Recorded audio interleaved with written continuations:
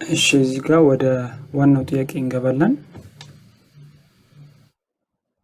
በመጀመሪያ ዩኒት 1 ቢልዲንግ ዴሞክራቲክ ሲስተም ነው የምናየው both for grade 11 and grade 12 ማለት ነው። ዩኒት 1 ላይ ወጡ ጥያቄዎችን እናያለን። በመጀመሪያ grade 11 ላይ ወጡ ጥያቄዎችን እናያለን። የመጀመሪያው ጥያቄ the basic principle of the Ethiopian constitution includes A. the sovereignty of the state, B. the respect of parliamentarians, C. the separation of state and religion, D. the supremacy of regional constitutions. እዚህ ጋር ምንድን ነው የሚለው የኢትዮጵያ ህገ መንግስት መሰረታዊ መርሆች የምንላቸው ውስጥ የሚመደበው ነው እየጠየቀን ያለው። የኢትዮጵያ ህገ መንግስት መሰረታዊ መርሆች የምንላቸው ለምሳሌ ያክል the sovereignty of the people, the supremacy of the constitution, the respect of human and democratic rights, the separation of state and religion, conduct and accountability of the government የምንላቸው ፕሪንሲፕሎች ናቸው። basic principles of the Ethiopian constitution የምንላቸው እነዚህም በህገ መንግስቱ ከአርቲክል 8 እስከ አርቲክል 12 ያሉት ናቸው። እና ከዚህ ከምርጫዎቹ ብናይ ኤ ላይ the sovereignty of the state ነው የሚለው እዚህ ጋር ያለችው ቃል state ነው የምትለው መሆን የነበረበት ምንድነው people, the sovereignty of the people ቢሆን መልስ መሆን ይችላል። ስለዚህ ይሄኛው መልስ አይደለም። ቢ ላይ the respect of parliamentarians እንደዚህ አይነት ቤዚክ ፕሪንሲፕል የኢትዮጵያን ኮንስቲቱሽን ኢንክሉድ አላደረገም። ስለዚህ ይሄ መልስ አይሆንም። ሲ the separation of state and religion ይሄ በትክክል ይሆናል። ሴኩላሪዝም የምንለው ኮንሰፕት ነው። ስለዚህ ይሄኛው መልስ መሆን ይችላል። ዲ the supremacy of regional constitutions እዚህ ጋር አፍራሽ ቃላችን እዚህ ጋር ሪጂናል የምትለው ነች። the supremacy of the constitution የሚል ቤዚክ ፕሪንሲፕል አለን፣ ግን እዚህ ጋር ሪጂናል የምትለው ስለገባች ይሄ መልስ ሊሆን አይችልም። መልሳችን ሲ the separation of state and religion የሚለው ይሆናል ማለት ነው። ያው ጥያቄ according to the current constitution of FDRE, elected officials are given their power by the citizens of the country. Which of the following basic principle of the constitution is reflected by this practice? A. Sovereignty of the people, B. the supremacy of the constitution, C. respect of human and democratic rights, D. conduct and accountability of government.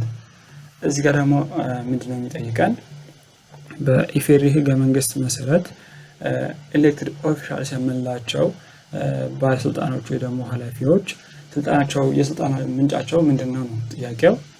እንደምናውቀው አርቲክል 8 ላይ ወይ ደግሞ አንቀጽ 8 ላይ ሰብ አርቲክል 3 ምንድነው የሚለን their sovereignty shall be expressed through their representatives elected in accordance with this constitution and through their direct democratic participation. sovereignty of the people በዚህ መልኩ ሊገለጽ ይችላል። ማለትም በሚመርጧቸው ተወካዮች ወይ ደግሞ ቃታ በሚያደርጉት ተሳትፎ የህዝብ ሉዓላዊነታቸውን ሊያሳዩ ይችላሉ ነው የሚለው። ይሄ ማለት እነዚህ ኤሌክትድ ኦፊሻልስ የምንላቸው ሰዎች የነሱ የፓወር ምንጭ የህዝብ ሉዓላዊነት ነው ማለት ነው። የህዝብ ሉዓላዊነት የነሱ የስልጣን ምንጭ ነው። ስለዚህ መልሳችን sovereignty of the people ነው። እዚህ ጋር ቢያንስ supremacy of the constitution ነው። ይሄ መልስ መሆን አይችልም። ሲ respect of human and democratic rights ይሄም የዚህ የኤሌክትድ ኦፊሻልስ ፓወር ሶርስ መሆን አይችልም። ዲ ላይ conduct and accountability of government ነው የሚለው ይሄም መልስ መሆን አይችልም። ስለዚህ መልሳችን ኤ sovereignty of the people የሚለው ይሆናል ማለት ነው። ወደ ቀጣዩ ጥያቄ ስንሄድ which one of the following is an exclusive right of the federal government by the 1995 Constitution of Ethiopia? A. Recruiting and managing police force, B. Organizing and running national army, C. Running and controlling Supreme Court, D. Creating enabling condition for investment. እዚህ ጋር ደግሞ ምንድነው የሚጠይቀን የፌደራል መንግስት ኤክስክሉሲቭ ራይት የምንለው ብቸኛ ለፌደራል መንግስት ብቻ የተሰጠ ስልጣን የምንለው ከነዚህ ውስጥ የትኛው ነው? እንደምናውቀው የኢትዮጵያ ህገ መንግስት ለፌደራል ብቻ የሰጠው መብት አለ፣ ለክልሎች ብቻ የሰጠው መብት አለ። both for federal and regional states ያላቸው ራይቶች አሉ። ለሁለቱም ያልተሰጡ ለክልልም ለፌደራል የሚያልተሰጡ መብቶች አሉና ለፌደራል ከተሰጡት መብቶች መካከል ኮንትሮሊንግ ኤንድ ኦርጋናይዚንግ ኤንድ ረኒንግ ናሽናል አርሚ መከላከያ የምንለውን ሰራዊት የማቋቋምና የማደራጀት ስራ የፌደራል መንግስት ነው። ኮንትሮሊንግ ናሽናል ባንክ ኤንድ ፎሬን ሪሌሽን የምንላቸው ነገሮች በሙሉ የሚያከናውነው ክልሎች ላይ ፖሊስ ፎርስ ኦርጋናይዝ ማድረግ፣ ኢንቨስትመንቶች የተለያዩ ነገሮችን ማከናወን ነው። ስለዚህ በዚህ መሰረት መልሳችን የሚሆነው ረኒንግ ኤንድ ኮንትሮሊንግ ኦርጋናይዚንግ ኤንድ ረኒንግ ናሽናል አርሚ የሚሆነው። ሌሎቹ ሪክሩቲንግ ኤንድ ማኔጂንግ ፖሊስ ፎርስ፣ ረኒንግ ኤንድ ኮንትሮሊንግ ሱፕሪም ኮርት፣ ክሬቲንግ ኢናብሊንግ ኮንዲሽን ፎር ኢንቨስትመንት የሚሉት ቦዝ ፌደራል ኤንድ ሪጂናል ገቨርንመንት የተሰጡ ራይቶች ናቸው። ስለዚህ ኤክስክሉሲቭ ራይቶች ስላልሆኑ መልስ መሆን አይችሉም። መልሳችን የሚሆነው ቢ ኦርጋናይዚንግ ኤንድ ረኒንግ ናሽናል አርሚ ነው የሚሆነው ማለት ነው። ሁለተኛ ጥያቄ in federalism the purpose of power division is to a consolidate the power of the central government, b prepare the state for ultimate independence, c limit the power of the federal government, d give unlimited powers to the regional states። እዚህ ጋር ምንድነው ፌደራሊዝም የሚለው ኮንሰፕት ፐርፐዙ ምንድነው ደግሞ ጥቅሙ ምንድነው ይጠየቅናል። ፌደራሊዝም የምንለው ኮንሰፕት ምንድነው? አንድን ሀገር በፌደራልና ሪጂናል ስቴቶች ከፋፍሎ የማስተዳደር ሁኔታ ነው እና በዚህ በፌደራሊዝም ኮንሰፕት ላይ ፓወር አንድ ቦታ ላይ ኮንሰንትሬት ያደረገ የተለያዩ ቦታዎች ላይ ነው የሚኖረው ፓወር ማለት ነው። ፌደራልና ሪጂናል ስቴትስ እንደማለት ነው እና የዚህ ደግሞ ጥቅሙ ምንድነው? ፓወር አንድ ቦታ ላይ ተሰብስቦ እንዳይቀመጥና አምባገነንነትና የተለያዩ ነገሮች እንዳይፈጠሩ የማድረግ ነው ዋናው ዓላማው። ስለዚህ the purpose of power division የምንለው ዓላማ ምንድነው? ሊሚት the power of the federal government የፌደራል ገቨርንመንትን ፓወር ሊሚት ማድረግ ነው ወይ ደግሞ በተወሰነ መልኩ ክልሎችም ሆነ የተለያዩ አካላት ስልጣን ይዘው ራሳቸውን በራሳቸው እንዲያስተዳድሩ የማስቻል መብት መስጠት ነው ዋናው ዓላማው ማለት ነው እንጂ እዚህ ጋር እንደምናየው consolidate the power of the central government ይሄ መሆን አይችልም። prepare the state for ultimate independence ይሄም አይሆንም። c limit the power of the federal government መልሳችን ነው። d give unlimited power to regional states unlimited power or ultimate independence የምንላቸው የፌደራሊዝም ኮንሰፕት ፐርፐስ ዋና ዓላማው አይደለም። ዋና ዓላማው የፌደራል ገቨርንመንትን ፓወር ሊሚት ማድረግ እና በተለያዩ ቦታዎች ላይ ስልጣን እንዲኖር የማድረግ ኮንሰፕት ነው ማለት ነው። ስለዚህ መልሳችን ሲ ሊሚት the power of the federal government የሚለው ነው ማለት ነው። አምስተኛ ጥያቄ እንዳለን assume people X in Ethiopia have a population between 2000 and 5000. Which of the following is correct about the X people in the Ethiopian federalism? A. They have right to have at least one representative in House of Federation. B. They have right to have at least one member in the federal ministers cabinet. C. They have right to have at least one representative in the House of the People's Representatives. D. Because their number is less than 1 million, they cannot be represented in the House of Federation. እዚህ ጋር ምንድነው የሚለን ኢትዮጵያ ውስጥ ለምሳሌ ኤክስ የሚባል ፒፕል ኤክስ የሚባል ተብሎ የሚታወቅ ፒፕል አለ እና እነዚህ ህዝቦች ቁጥራቸው ከ2000 እስከ 5000 የሚያክል አንድ ወይ አናሳ ብሔር ብለን ብንጠራቸው እንደ የሚባል አይነት ህዝብ ቢኖር በፌደራሊዝም በኢትዮጵያ ፌደራሊዝም ኮንሰፕት የትኛው ነው ከነዚህ ምርጫዎች ልክ ሊሆን የሚችለው ጥያቄያችን? they have the right to have at least one representative in the House of Federation. A ልክ ነው። ምክንያቱም እንደና House of Federation ከተለያዩ nations and nationalities የተገነባ ስለሆነ እያንዳንዱ ናሽናሊቲ አንዳንድ ተወካዮቹ ደግሞ ሪፕሬዘንታቲቮች ይኖሩታል ማለት ነው። ይሄ ቁጥር ላይ ዲፔንድ የሚያደርግ ነገር አይደለም። በጣም ብዙ ሊሆን ይችላል፣ በጣም ትንሽ ሊሆን ይችላል፣ ግን አንድ ሪፕሬዘንታቲቭ የግድ አለው ሁሉም ብሔር ማለት ነው። በተጨማሪ ግን ያ ህዝብ ቁጥሩ ከ1 ሚሊዮን ሲበልጥ ተጨማሪ ሪፕሬዘንታቲቭ ይጨመርለታል። በ1 ሚሊዮን አንድ ሪፕሬዘንታቲቭ እየተጨመረ ይቀጥላል እንጂ ማንኛውም ብሔር በመጀመሪያ አንዳንድ ተወካይ አለው። ስለዚህ ምንድነው የሚሆነው እነዚህ ከ2000 እስከ 5000 የሚሆኑ ህዝቦችም ቢያንስ አንድ ተወካይ እንደ ሃውስ ኦፍ ፌዴሬሽን ይኖራቸዋል ማለት ነው። ስለዚህ ኤ ልክ ነው። ቢ they have right to have at least one member in the federal ministers cabinet ይሄኛው ኮንስቲቱሽናሊ የተደነገገ አይደለም።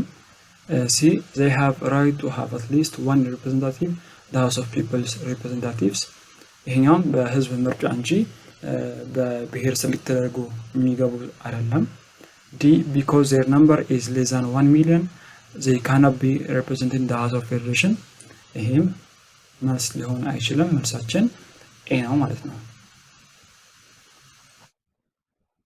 እሺ የግሬድ 11ን ጨርሰናል። በመቀጠል ግሬድ 12 ዩኒት 1 ላይ የወጡ ጥያቄዎችን ነው የምናየው። የመጀመሪያው ጥያቄ which of the following best describes a modern democratic constitution? A. It requires a permanent body to draft it. B. It is the supreme law of a given country. C. Its amendments are similar to ordinary laws. D. Its drafting is the responsibility of parliament. እዚህ ጋር ምንድነው የሚጠይቀን ስለ ሞደርን ዴሞክራቲክ ኮንስቲቱሽን በደንብ የሚገልጸው ደግሞ ቤስት ዲስክራይብ የሚያደርገው የትኛው ነው የሚጠይቀን። ኤ ላይ it requires a permanent body to draft it ነው የሚለው። እንደምናውቀው ህገ መንግስት በአንድ የመንግስት አካል የሚወጣ አይደለም፣ በኮንስቲቱሽናል ኮሚቴ አማካኝነት የሚወጣ ነው። ስለዚህ አንድ ፐርማነንት የሆነ ቦዲ አለው ማለት አንችልም። ቢ ላይ it is the supreme law of a given country ይሄ ምንም ሊያጠራጥረን አይችልም። ምክንያቱም ኮንስቲቱሽን የምንለው የሀገሪቱ የበላይ ህግ ስለሆነ the supreme law of a given country መሆን ይችላል። ሲ its amendments are similar to ordinary laws ይሄ ልክ አይደለም። ordinary laws የምንላቸው በፓርላመንት በቁጥር ብልጫ ምናምን ሊሻሻሉ ምናምን ይችላሉ። ግን ህገ መንግስት አይነት ነገሮች ግን በዚህ በተመሳሳይ ፕሮሰስ አይደለም የሚሻሻለው። የሃውስ ኦፍ ፌዴሬሽን እና የኤችፒአርን ጆይንት የሆነ ሚቲንግ ይፈልጋል። ከዛ በተጨማሪ የሆነ ሪጅድ የሆነ ፕሮሰስ ነው የሚሆነው ለኮንስቲቱሽን አሜንድመንት። ስለዚህ ይሄን ልክ አይደለም። ዲ ላይ ኢትስ ድራፍቲንግ ኢዝ ዘ ሪስፖንሲቢሊቲ ኦፍ ፓርላመንት ቅድም እንደገለጽኩላችሁ ህገ መንግስት በፓርላማ ሳይሆን በኮንስቲቱሽናል ኢንኩሪ ኮንስቲቱሽናል አጣሪ ኮሚቴ የሚባለው አይነት ጉባኤ ነው የሚሻሻለው። ስለዚህ መልሳችን የሚሆነው ቢ it is the supreme law of a given country የሚለው ይሆናል ማለት ነው።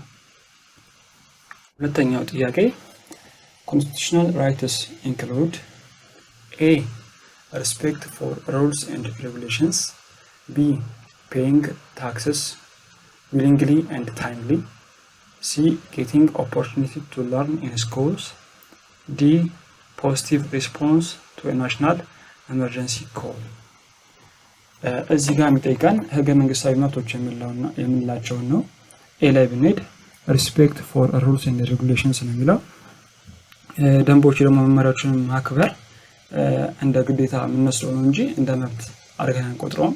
ስለዚህ ኤ መልስ መሆን አይችልም። ቢ paying tax willingly and timely እዚህ ጋርም አንድ ግዴታችን ነው።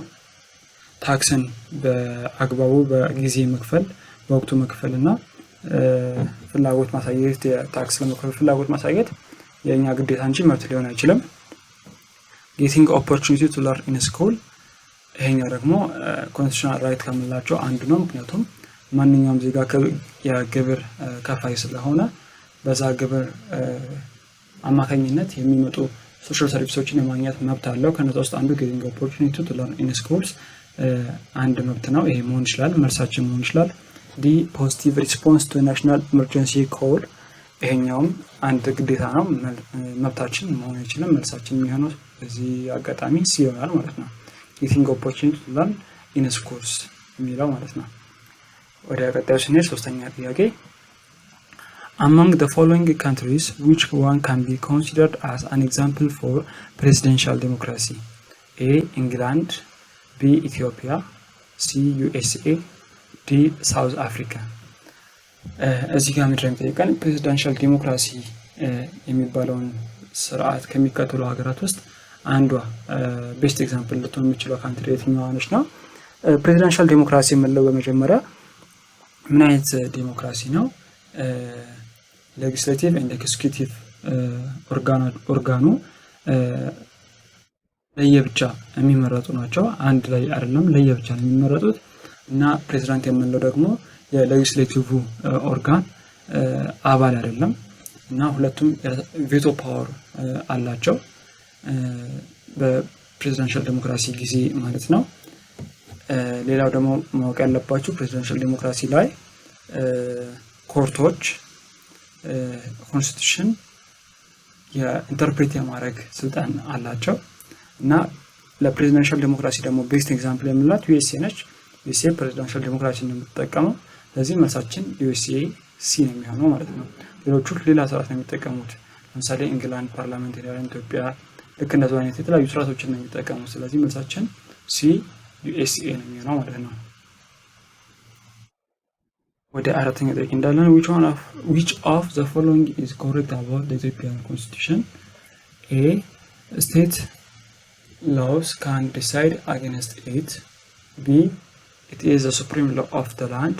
C. Opposition parties are exempted from it. D. It can be contravened by customary laws.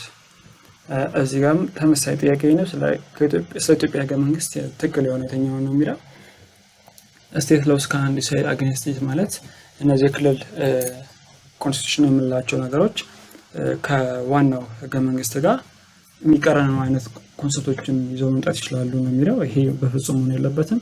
they are subordinate to the federal constitution ከፌደራል ኮንስቲቱሽን ተመሳሳይ ይዘት ያላቸው ናቸው የሪጂናል ኮንስቲቱሽን የምንላቸው። ቢ ላይ it is the supreme law of the land ይላል። ይሄኛው ደግሞ የምናውቀው ህገ መንግስት የሀገሪቱ የበላይ ህግ ነው። መልሳችን መሆን ይችላል። ሲ opposition parties are exempted from it ተቃዋሚ የምላቸው ፓርቲዎችም ሆነ ማንኛውም ዜጋ የህገ መንግስቱን የማክበር ግዴታ አለበት። ይሄም መልስ መሆን አይችልም። ዲ it can be contravened by customary laws ይሄም ልክ እንዳለ የተለያዩ ሎዎችና ሩልስ የምንላቸው ነገሮች ከህገ መንግስቱ ጋር የሚቀራረኑ ድንጋጌዎችን ይዘው መውጣት የለባቸውም። ስለዚህ ይሄም መልስ መሆን አይችልም። መልሳችን ቢ it is the supreme law of the land ይሆናል ማለት ነው። አምስተኛ ጥያቄ a government can claim to have legitimate power and authority when it A. compels others to do what it desires, B. promulgates a constitution by itself, C. acquires divine blessing from heaven, D. receives the mandate from the people. እዚህ ጋር ምንድነው የሚለው አንድ መንግስት ሌጂቲሜት የሆነና በህገ መንግስቱ የተሰጠውን ስልጣን ተገቢ ነው ለመባል መሆን አለበት ነው። በመጀመሪያ compels others to do what it desires ይሄ መሆን አይችልም። መንግስት የሚፈልገውን ነገር ለማግኘት ሲል ሌሎችን የማስገደድ አይነት አቋም ያለበትም ወይ ደግሞ ቢ ላይ promulgates the constitution by itself በራሱ ህገ መንግስትን ማውጣት ማወጅ አይችልም። ሲ acquires divine blessing from heaven ይሄ ደግሞ ከሃይማኖት ጋር የተገናኘ ነገር ነው። ይሄም ሊሆን አይችልም። ዲ ላይ receives the mandate from the people ይሄ መመሪያውን ስርዓቱን እና ስልጣኑን ከህዝብ ሲያገኝ ያንን ትክክለኛ መንግስት ማለት እንችላለን። ስለዚህ መልሳችን ዲ receives the mandate from the people የሚለው ይሆናል ማለት ነው። ስድስተኛ which of the following is true about a democratic system? A. It paves the way to constitutionalism. B. It recognizes the political rights of foreigners.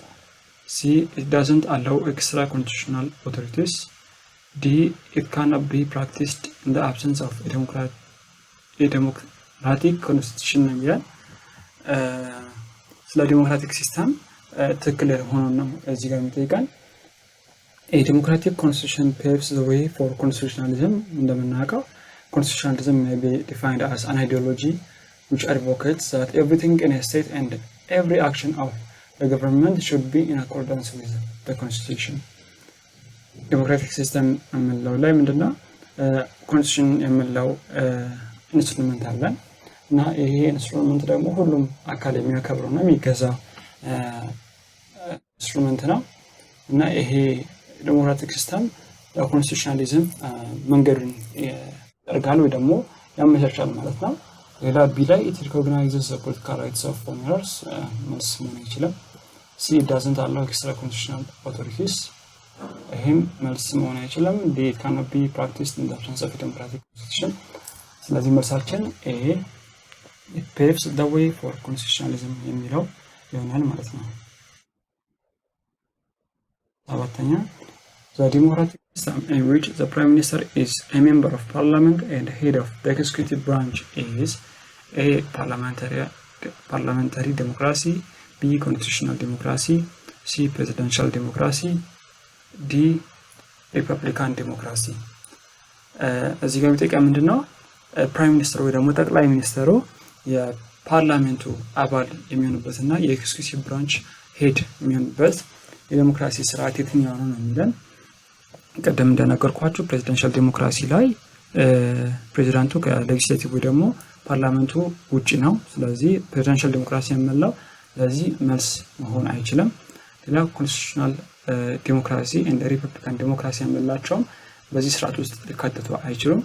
ፓርላሜንታሪ ዲሞክራሲ ላይ ከመጣን ግን ፕራይም ሚኒስተሩ የኤክስኪዩቲቭ የሌጂስሌቲቭ ኦርጋኖች ሜምበር ነው ስለዚህ መልሳችን ኤ ነው የሚሆነው ማለት ነው።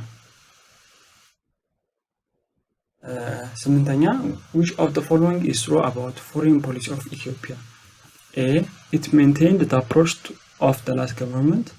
B it maintained cordial relations for mutual benefits. C it is geared towards weakening neighboring states. D it mainly revolves around the issue of double Nile. እዚህ ጋር ምንድነው የሚጠይቀን የኢትዮጵያ ፎሬን ፖሊሲ ምን አይነት አቋም አለው የሚለው ነው ማለት ነው። የኢትዮጵያን ፎሬን ፖሊሲ እንደምናውቀው cordial relationships with countries for its own quick development as well as mutual benefits ለአብሮ ማደግ ተባብሮ መስራት የሚሉ አይነት ፕሪንሲፕሎች ያሉት ነው። ምንም አይነት የጎረቤት ሀገሮችንም ሆነ ሌሎችን ሰላም የማደፍረስም ሆነ ሌሎች አይነት ኢሹዎች አያካትትም። ስለዚህ መልሳችን ሊሆን የሚችለው it maintained cordial relations for mutual benefits የሚለው ቢ ነው።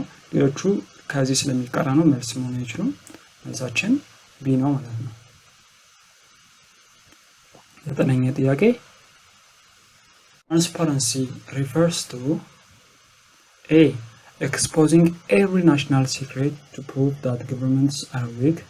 B surrendering the security of a nation for the sake of developing democracy. C willingness of government officials to inform the public how they perform their duties. D government propaganda at times of elections to convince the people that they have nothing to hide. እዚህ ጋር ስለ ትራንስፓረንሲ ወይ ደግሞ በአማርኛው ስለ ግልጸኝነት ነው የሚጠይቀን። ግልጸኝነት ማለት ምን ማለት ነው? ግልጸኝነት የምንለው ምንድነው? ገቨርንመንት ኦፊሻልስ የሚሰሯቸውን ስራዎች ለፐብሊክ ግልጽ ማድረግ ነው። ይሄ ማለት ግን ሁሉንም ሴክሬቶች ይፋ ማውጣት አይደለም። ናሽናል የሆኑ ሴክሬቶች ደግሞ በጣም መያዝ ያለባቸው ነገሮችን የማጋለጥን አይጨምርም ማለት ነው። The practice of transparency gives citizens the opportunity to know how their government is doing its job. እና ትራንስፓረንሲ የምንለው ገቨርንመንት ኦፊሻሎች እንዴት ስራቸው እንደሚሰሩ ግልጽ በሆነ ማነር የሚያስቀምጡበትን አይነት አሰራር ነው። ስለዚህ መልሳችን የሚሆነው C willingness of government officials to inform the public how they perform their duties ይሆናል ማለት ነው። አስረኛ ጥያቄ what does the term constitutionalism refers to? A the presence of a constitutional monarchy. B the existence of democratically elected government. C the situation where every citizen is strictly under the law. D the existence of a constitution that recognizes the rights of citizens. Constitutionalism may be defined as an ideology which advocates that everything in a state and every action of the government should be in accordance with the constitution. Constitutionalism የሚለው ኮንሰፕቱ ምንድነው የሚለው any state አንድ ሀገር ውስጥ ያሉ ማንኛውም አይነት አክሽን ወይ ደግሞ ግለሰብ ሊሆን ይችላል ህገ መንግስቱን ማንኛውም አክሽን በህገ መንግስቱ መሰረት መሆን አለበት የሚል አይዲዮሎጂ ነው። ላይ the presence of a constitutional monarchy ሊሆን አይችልም። constitutionalism monarchy ሊያመጣ አይችልም። the existence of democratically elected government ይሄኛው constitutionalism የሚለውን ኮንሰፕት አይደለም ዲፋይን እያደረገ ያለው see the situation where every citizen is strictly under the law ይሄም ሊሆን አይችልም። constitutionalism ማለት ይሄ ማለት አይደለም። the existence of a constitution that recognizes the rights of citizens ይሄኛው constitutionalism የሚለውን ኮንሰፕት ሊገልጽልን የሚችል ፍሬዝ ነው። ስለዚህ መልሳችን የሚሆነው the existence of a constitution that recognizes the rights of citizens ይሆናል ማለት ነው። 11ኛው which of the following is true about presidential democracy? A. It is a system of government which has no parliaments or congresses. B. The prime minister leads the executive branch of the government. C. The president is both the head of state and the head of government. D. There is no clear separation of power between legislative and executive branches. እዚህ ጋር ብረም ጠይቃ ስለ ፕሬዚዳንሻል ዲሞክራሲ ልክ የሆነው የትኛው ነው? ፕሬዚዳንሻል ዲሞክራሲ ከዚህ በፊት አይተናል ምን አይነት እንደሆነ A. It is a system of government which has no parliaments or congresses. እንደምናውቀው ፕሬዚዳንሻል ዲሞክራሲ ሁለቱንም ፓርላመንትም ኮንግረስ የሚላቸው ነገሮች ያካትታል። ስለዚህ ይሄ መልስ ምን አይችልም። B. The prime minister leads the executive branch of government. ይሄም ልክ አይደለም። in presidential democracy the president ነው ብራንች የሚለውን ሊመራ የሚችለው ማለት ነው። C.